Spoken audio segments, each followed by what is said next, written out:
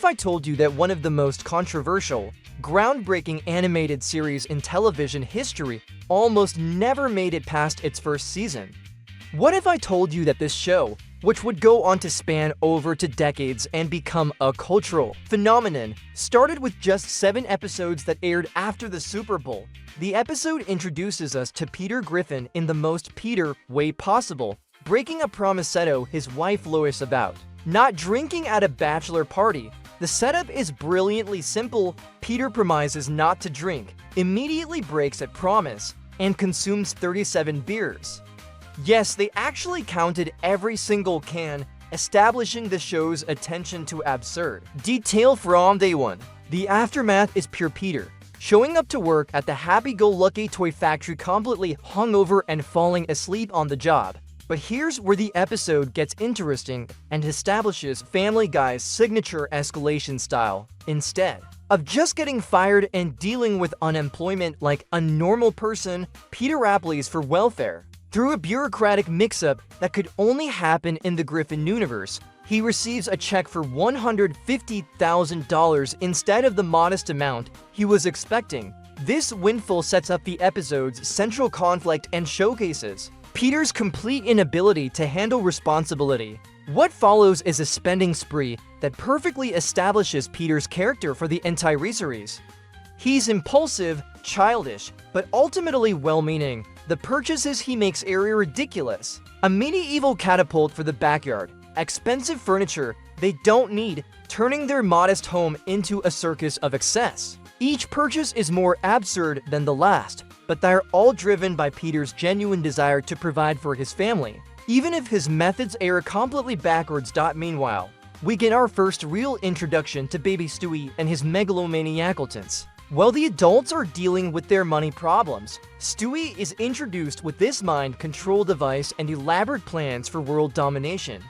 The contrast is perfect. Peterkin and number 39 T handle a simple welfare application, while his infant son is engineering complex schemes for global conquest. Stewie's sophisticated vocabulary and evil plans immediately establish him as the show's breakout character. The episode's climax involves Peter attempting to return the stolen money by dumping it from a blimp at the Super Bowl. It's a moment that's both completely absurd and oddly touching. Peter knows he's done wrong and wants to make it right, but his solution is typically over the top when he's arrested for welfare fraud and faces 24 months in prison. It seems like the episode might end on a serious note, but this is where Stewie saves the day with his mind control device, forcing the judge to let Peter go free.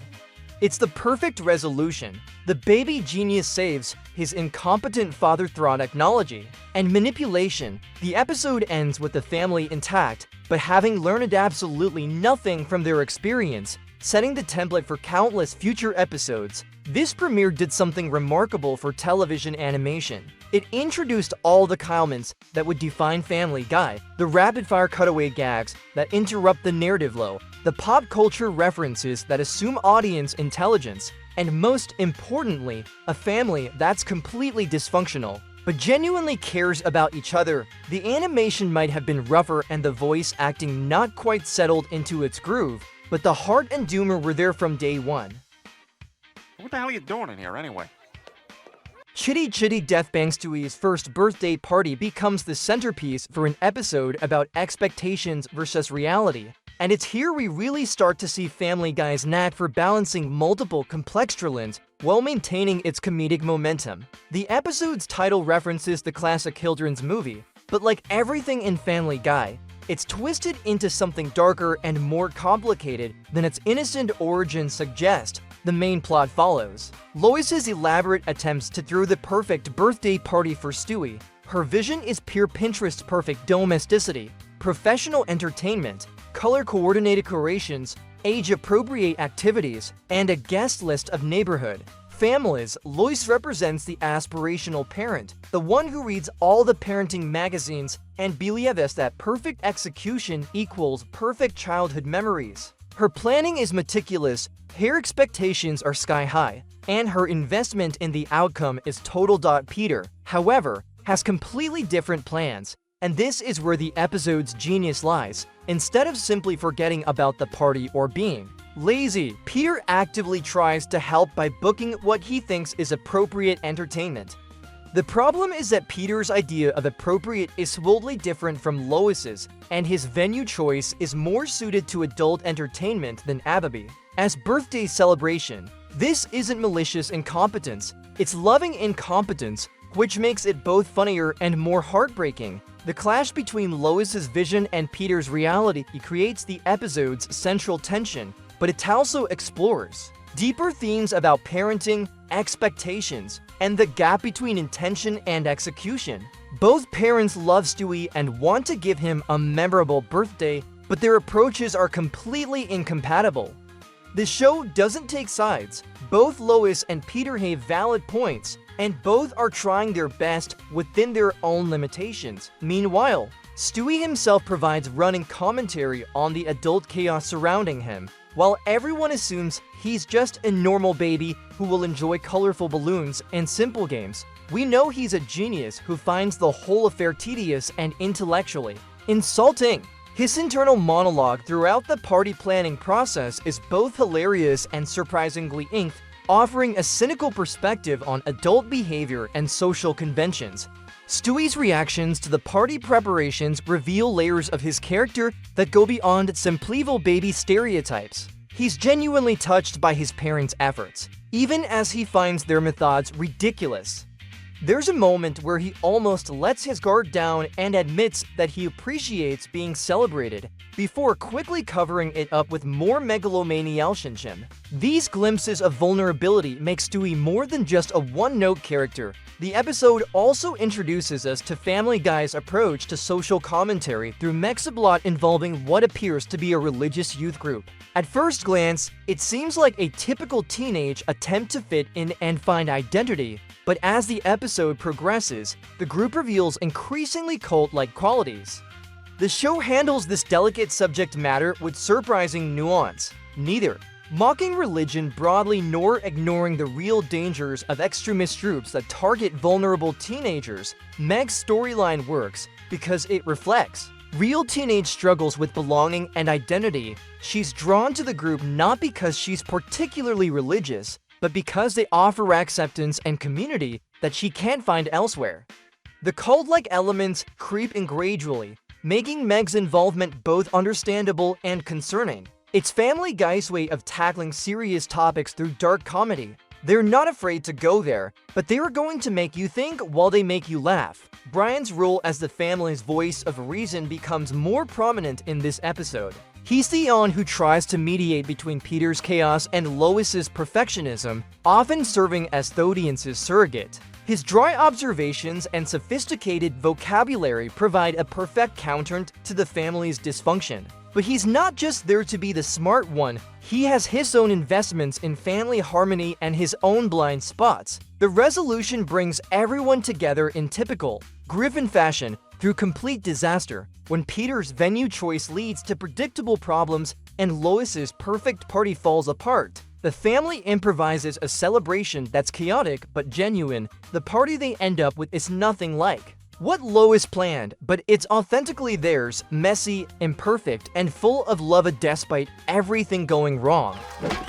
Blast you, woman, awake from your damnable reverie! Mind over murder, sometimes the most memorable episodes come from the simplest premises, and Mind over Murder proves this perfectly by taking a basic parenting situation and escalating it into complete absurdity. When Chris is accused of hitting a female classmate at school, Peter decides his son needs to learn self-defense.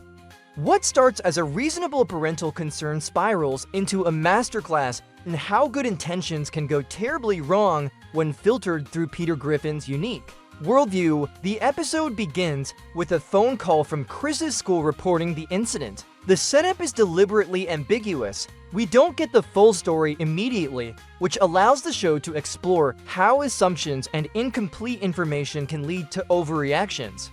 Peter's immediate assumption is that Chris is being bullied or threatened, and his paternal instincts kick in with characteristic intensity. The problem is that Peter's solution to every problem involves escalation rather than understanding. Peter's approach to teaching Chris self-defense is, predictably, completely wrong but entirely in character. Instead of enrolling Chris in a proper martial arts class where he might learn discipline and control, or having a conversation about conflict resolution and when violence is appropriate, Peter turns their basement into a makeshift boxing gym and begins training Chris like he's preparing for a heavyweight championship bout. The training sequences are both ridiculous and oddly touching, showcasing the complex relationship between Peter and Chris. Peter's methods are absurd. He has Chris punching sides of beef, running upstairs while carrying buckets, and sparring with increasingly dangerous opponents. But underneath the comedy is a genuine father trying to prepare his son for a world he sees as hostile and threatening.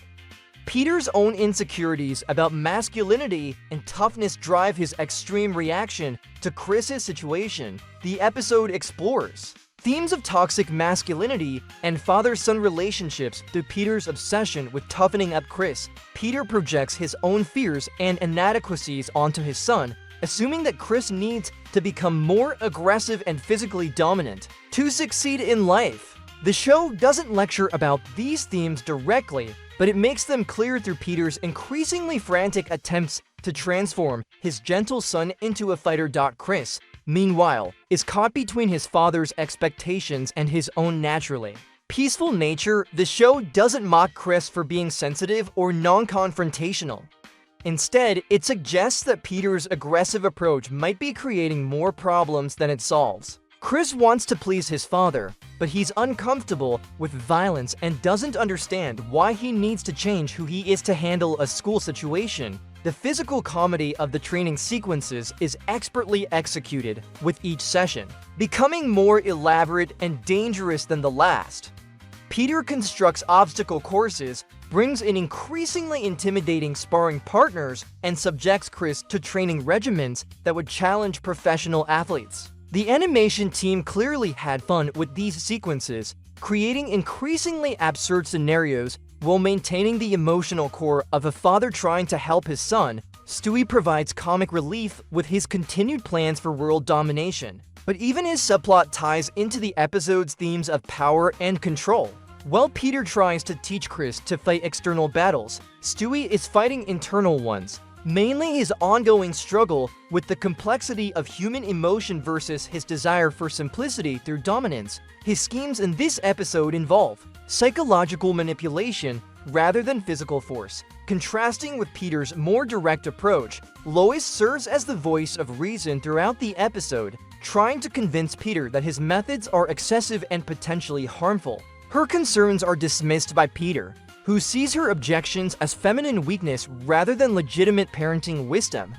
This creates tension in their marriage and highlights how Peter's insecurities affect the entire family dynamic, not just his relationship with Chris. The episode's supporting characters are used effectively to highlight the absurdity of Peter's approach. When other parents see what Peter is doing to Chris, their reactions range from confusion to horror, but Peter interprets their concern as jealousy or weakness.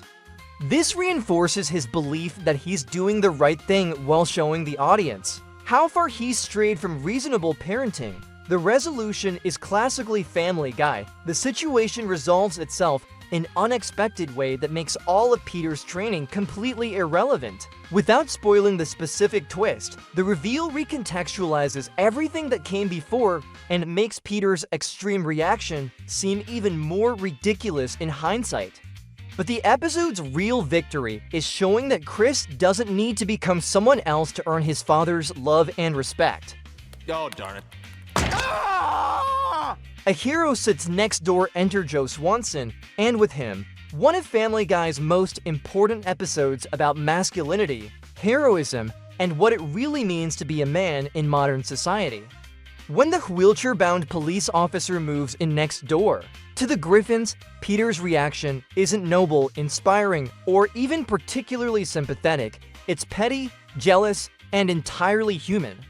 This episode works because it refuses to provide easy answers or comfortable moral lessons about disability and heroism. Joe's introduction is masterfully handled. The show presents him not as inspiration porn or an object of pity, but as a complex, fully realized character who happens to use a wheelchair. From his first appearance, Joe is competent, confident, and genuinely heroic in ways that have nothing to do with overcoming his disability.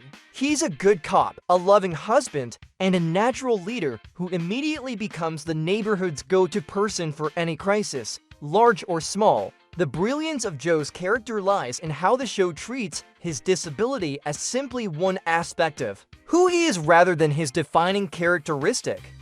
He's not heroic because he's disabled, and he's not disabled in spite of being heroic. He's just a person dealing with life like everyone else. This was groundbreaking representation for 1999 television, where disabled characters were often either saints or objects of pity rather than complex individuals with their own agency and personality. Peter's reaction to Joe reveals everything we need to know about his character while exploring universal themes of insecurity and competition. Faced with someone who seems perfect in every way, Peter doesn't rise to the occasion or find inspiration. He gets increasingly desperate to prove his own worth. His attempts to be heroic are disasters from start to finish, driven more by ego than genuine desire to help others. The competitive dynamic between Peter and Joe creates some of the episode's best comedy while exploring serious themes about masculine identity. Peter tries to match Joe's heroics through increasingly ridiculous schemes, attempting to stop crimes that aren't happening, creating emergencies he can then solve, and generally making situations worse in his efforts to be the hero. Each failure makes Peter more desperate and his attempts more elaborate. What makes this dynamic work is that the show doesn't simply mock Peter's insecurity or present Joe as flawless. Joe has his own ego and competitive streak, and while he's genuinely heroic, he's not above enjoying his status as the neighborhood's golden boy.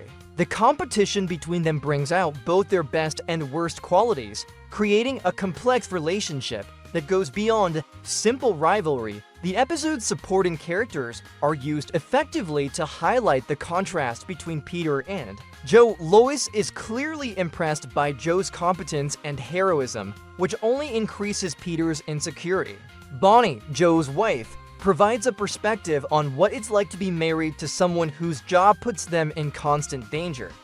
The other neighbors serve as a chorus, praising Joe's actions while remaining oblivious to Peter's increasingly desperate attempts to compete. Meanwhile, the Griffin children have their own reactions to having a cool neighbor. Meg and Chris are both impressed by Joe's stories and abilities, while Stewie views him as a potential ally or threat depending on his current schemes. Brian, as usual, serves as the voice of reason, trying to help Peter understand his feelings without simply dismissing them as petty jealousy. The episode explores what real heroism looks like versus the Hollywood version Peter has in his head. Joe's heroism is often quiet and practical, helping neighbors with problems, being available in emergencies, using his training and experience to keep people safe. Peter's idea of heroism involves dramatic gestures, public recognition, and being seen as the savior. The contrast highlights how genuine service differs from ego-driven performance. The emotional core of the episode lies in Peter's journey from rivalry to understanding. He begins by seeing Joe as competition for neighborhood admiration and ends by recognizing that heroism isn't about competing with others. The resolution comes through Peter realizing that being a hero to his family doesn't require public recognition or dramatic gestures. It requires showing up consistently, putting their needs before his own ego. The episode also establishes Joe as a permanent part of the Family Guy universe, setting up countless future storylines and cementing the show's ensemble cast. His addition brings new dynamics to the neighborhood and provides opportunities for stories about friendship, competition, and community that wouldn't be possible with just the Griffin family. Get out, you horrid woman! Get out! Okay, honey, I'll go get your teddy bear. Ugh. The Sun also draws family road trips in animated comedies are always goldmines for comedy, and the Sun also delivers by sending the Griffins on a chaotic journey to an Indian casino. But this isn't just about gambling and family dysfunction. It's about cultural identity, belonging, and the complex stories we tell ourselves about who we are and where we come from. The episode tackles these weighty themes while maintaining Family Guy's signature irreverent humor. The episode begins with Chris joining what appears to be an Indian heritage group at school, immediately creating tension because Chris is about as far from Native American as you can get, but he's drawn to the sense of belonging and identity the group provides, highlighting universal teenage struggles with finding where you fit in the world. The show handles this setup with surprising sensitivity, showing Chris's genuine need for connection rather than simply mocking cultural appropriation. Chris's involvement with the heritage group reveals his character's deeper insecurities about identity and belonging. As the middle child in a chaotic family, Chris often feels overlooked and unspecial. The group offers him a chance to be part of something meaningful and historical, giving him an identity beyond just being Peter Griffin's awkward son. His enthusiasm is genuine and touching, even as the audience recognizes the problematic nature of his cultural borrowing. Peter's reaction is typically self-centered and completely misses the point of Chris's real needs. Instead of having a meaningful conversation with his son about identity, belonging, and cultural sensitivity, Peter decides the family needs to visit an Indian casino to learn about Chris's heritage. This decision sets up the road trip from hell, complete with car trouble, family arguments, and Peter's increasingly desperate attempts to make everything work according to his plan. The road trip sequences showcase Family Guy's talent for escalating simple situations into complete chaos. What starts as a straightforward drive becomes an odyssey of mechanical failures, wrong turns, and family conflicts. Each setback makes Peter more determined to reach their destination, even as it becomes clear that the trip is causing more problems than it's solving. The physical comedy of the car troubles is expertly executed, with the Griffin family vehicle becoming increasingly decrepit as the journey progresses. The casino setting allows the show to explore themes of exploitation and cultural commodification, with more nuance than you might expect from an animated comedy.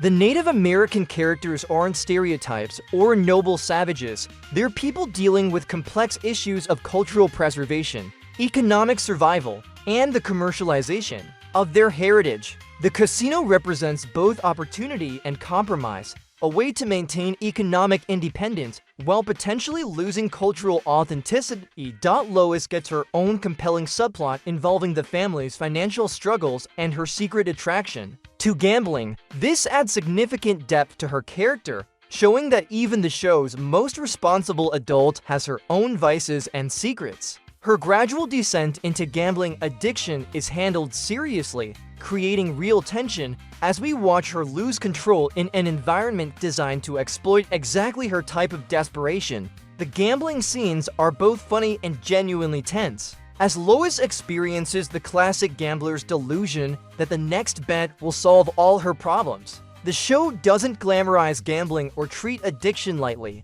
Lois's behavior becomes increasingly erratic and dangerous as she chases losses with bigger baits. Her storyline provides a counterpoint to Peter's buffoonery, showing how seemingly harmless activities can become destructive when they feed into personal vulnerabilities. Stewie and Brian serve as observers of the adult chaos around them, their commentary offering both humor and insight. Stewie is fascinated by the casino's psychology and the ways it manipulates human behavior, while Brian is concerned about the family's financial situation and Lois's increasingly problematic behavior.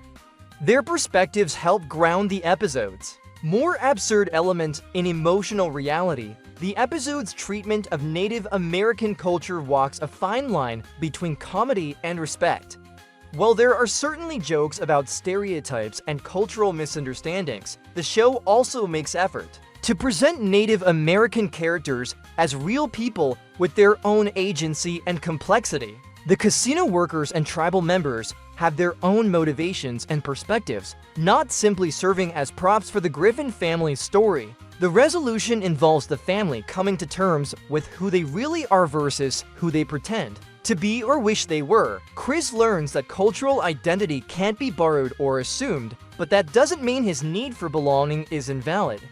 Peter discovers that understanding your children requires actually listening to them rather than projecting your own ideas onto their experiences. Lois confronts her gambling problem and the financial stress that contributed to it. The episode ends with the family heading home, not necessarily wiser, but certainly more honest about their limitations and needs. It's not a neat, tidy lesson about cultural sensitivity or family communication, but it's honest about the complexity of identity, belonging, and the ways families both support and fail each other in their individual journeys of self-discovery. Brian, Portrait of a Dog. The season finale focuses on Brian, and it's arguably the most emotionally sophisticated episode of the entire first season. When Brian is blamed for destroying furniture and subsequently sent to obedience school, the episode becomes a profound exploration of identity, conformity, and the painful choice between authenticity and acceptance. This isn't just a story about a talking dog. It's a metaphor for anyone who's ever felt pressured to change who they are to fit in. The setup is deceptively simple. Expensive furniture in the Griffin home is being destroyed, and Brian becomes the prime suspect. The evidence seems overwhelming. He's a dog, dogs chew furniture, case closed.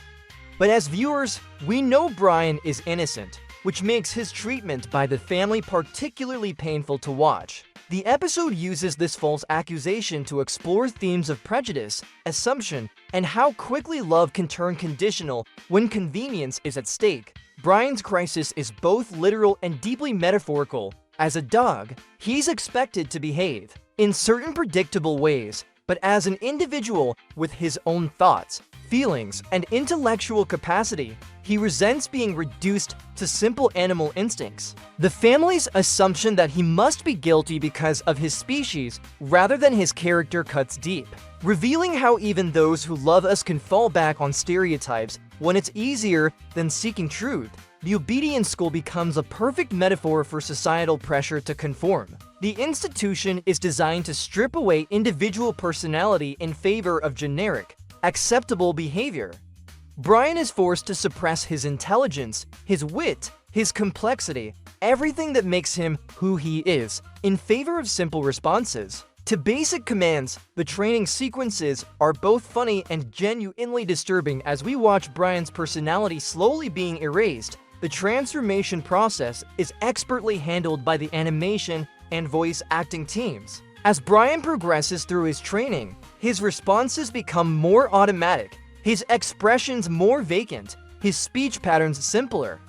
Seth MacFarlane's voice work captures the gradual loss of Brian's sophisticated personality, making each session more heartbreaking than the last. We're watching someone lose themselves in pursuit of acceptance. Peter and Lois's reactions to Brian's transformation reveal uncomfortable truths about human nature and family dynamics. Peter is initially pleased with Brian's new behavior because it makes his life easier. Obedient dog who doesn't talk back or challenge his decisions. Lois begins to miss the Brian they knew, but she's also conflicted because the new Brian is less troublesome and more convenient to live with. Their responses highlight how we sometimes claim to love people for who they are while actually preferring them to be easier to handle.